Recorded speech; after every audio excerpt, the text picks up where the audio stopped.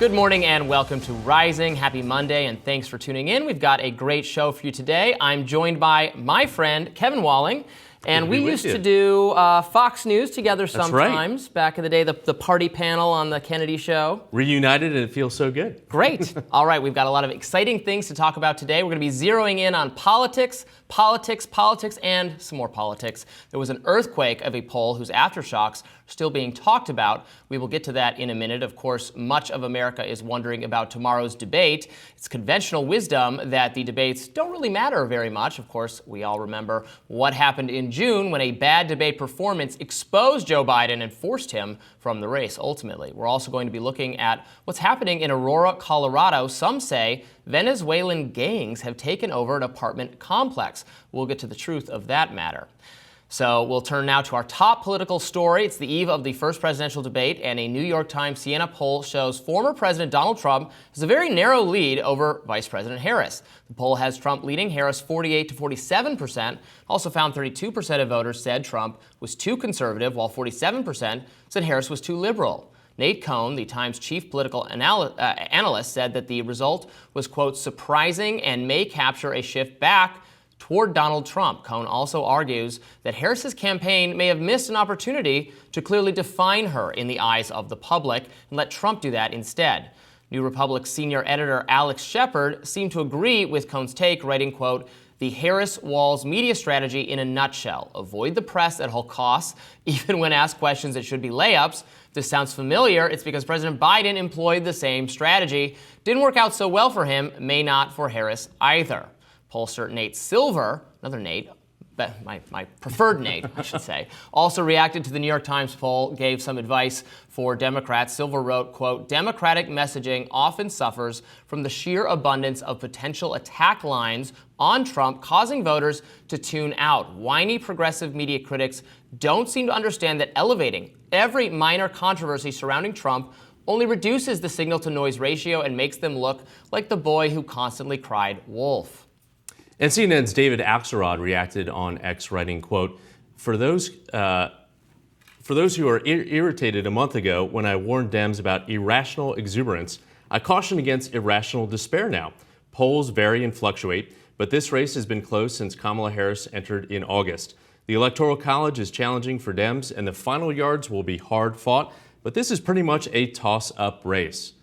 But of course, not all polls show Trump with a favorable lead. For example, the 538 has Harris leading Trump by nearly 3 points. That's, of course, that average from 538. So it's anyone's guess where things stand heading into that most important debate tomorrow night on ABC News. It's certainly very, very close, but I do feel like there's some kind of correction setting in, that the media maybe got over its skis in terms of coordinating Harris as our next president.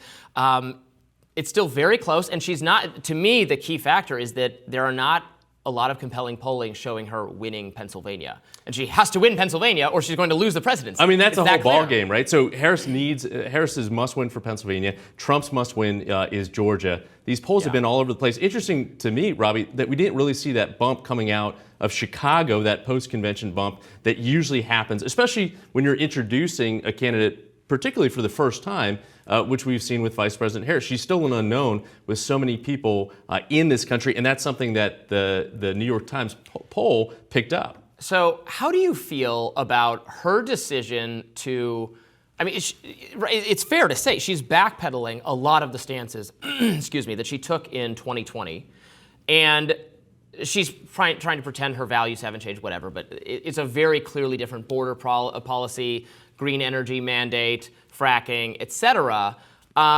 Is that helping her? Is that making voters confused? Is it dimming enthusiasm among progressives? Does that matter? It's difficult to know what to make of it, but it is. I can't think of other recent examples of a candidate so clearly deviating or changing their mind, or flip-flopping is such a dirty word ever since John Kerry. Now, I would argue she's flipping to the more popular positions on all of these issues. Right. And so hopefully winning positions. It's hard to disparage, but at the same time, maybe people don't really know what she stands for.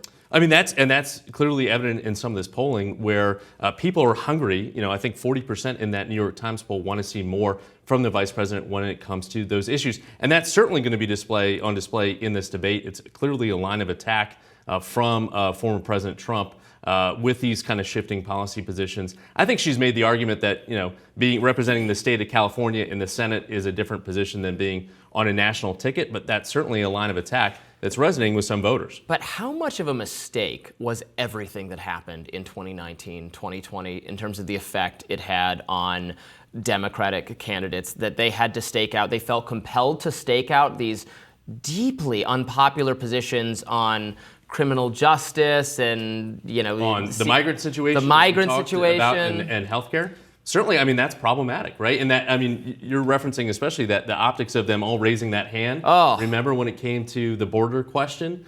And that was really difficult. What was the party thinking at the time? It's really, and again, to see that shift, and that's also, I think, to your point, Robby, what powered Joe Biden's victory was that the party wasn't really there. You had the loudest elements of the left there, obviously pulling the party in that direction. But Joe Biden in that race ran as a fairly moderate candidate compared to the other folks on that stage and was able to run up the score in South Carolina, and then that was the whole ballgame. My analysis is that Democratic elites misunderstood the Bernie Sanders effect. When Bernie came in 2016, did unexpectedly to them surprisingly well against Hillary Clinton, and filled those stadiums, right? All that enthusiasm, to your point. And their eventual lesson was, okay, we need to be more left, more progressive.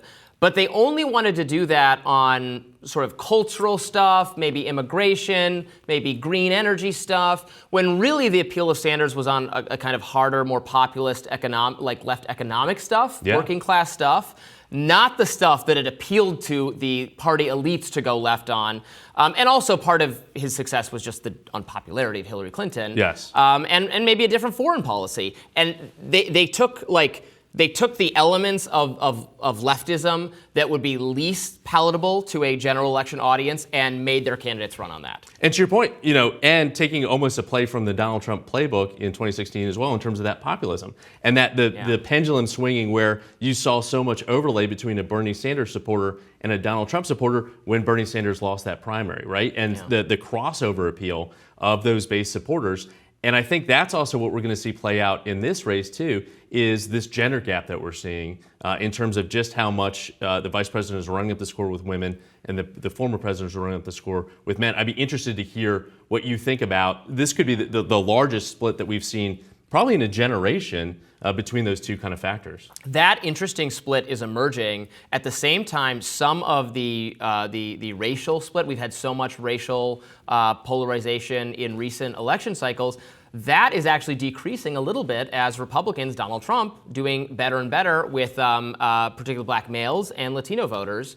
And it's remarkable, not that he's going to win this demographic, but the Republicans are putting up single-digit numbers in these categories for years, pathetic numbers. In that New York Times poll, he's at 14% with black Americans right now. Harris is at 78%. Yeah. Biden ran up the score at 90-10 in 2020. To your point, I mean, this is a key audience that is drifting somewhat towards the Republicans. And it's not just black Americans, it's also Latinos. I think she's been able to make some inroads back with recapturing some of those folks, especially younger voters as well. Younger voters seem But these coalitions we're witnessing in real time, these coalitions kind of shifting where it wasn't just the mantra that who you look like and your socioeconomic status determined who you're going to vote for, which is kind of interesting. What do you expect to see from her tomorrow night? Our reporting suggests she was really hoping that they'd be able to interrupt each other so that she could have her I am speaking moment. And Donald Trump said that would be just fine. I'd be happy to interrupt her if they'd let me. And his people said, no, we're going to not do that. No.